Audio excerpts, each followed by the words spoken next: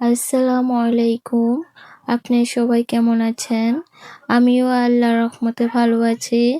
আমার ভিডিওটি কাছে কিংবা দূরে, দেশ কিংবা দেশের বাহিরে যারা দেখছেন তাদেরকে অসংখ্য ধন্যবাদ। এদিকে সবার জন্য সকালবেলা পাতলা খিচুড়ি রান্না করে নিয়েছি, সবাই এখন খাবে। নাস্তা শেষ করে এই যে পিঠা বানানোর জন্য বসে পড়লো সবাই। মা চালের গুঁড়াগুলো সবগুলা দলা করে নিয়েছে, পানি ফুটে আসলে তারপর দিবে।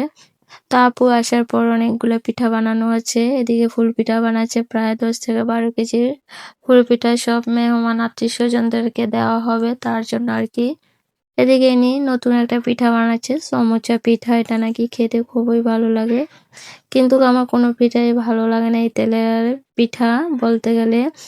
আমি শুধু বাবা পিঠা পছন্দ করি পিঠা খাওয়ার ভিতরে, তার ছাড়া আর কোনো পিঠাই আমার কাছে ভালো লাগে না, তেমন পছন্দও না, তাই আর কি। এদিকে মা সবার জন্য তেলের পিঠা গোলা করে নিয়েছে, সবাইকে নাকি তেলের পিঠা বানিয়ে তারপর খাওয়াবে। আজ যে বয়সটা দিচ্ছে আমার খুবই কষ্ট হচ্ছে, আমার মাথাটা এত পরিমাণে ব্যথা করছে কি বলবো।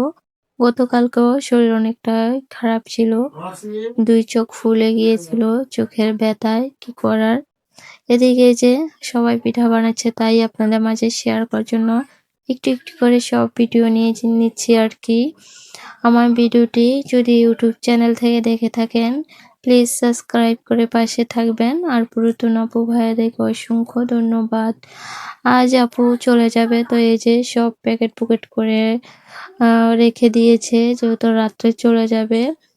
আপুরা সবসময় রাত্রে যায় সিনজি করে। এদিকে এই যে মুড়িগুলা ভাজা, এগুলো নাকি ও কোথা থেকে বেজে নিয়ে আসছে, তাই সবকিছু ভাগাভাগি করে নিল। এদিকে ফুল ভালোবাসা দিবসের দিন যদি ফুলের ভিডিও না করি, আপনার মাঝে নাই শেয়ার করি, তাহলে কি আর হয় বলেন। তো কাকিও একটু ভিডিও করে নিচ্ছে, আমি একটু ভিডিও করে নিলাম। এদিকে রান্না বসাই দিলাম আর কি। এদিকে ডাল বসাইলাম মাখিয়ে, হাতে মাখিয়ে। আর এখানে হচ্ছে খাট্টা রান্না করব আমার শাশুড়ি মার জন্য। আজকের ব্লগ ভিডিওটি এ পর্যন্তই। আল্লাহ হাফেজ।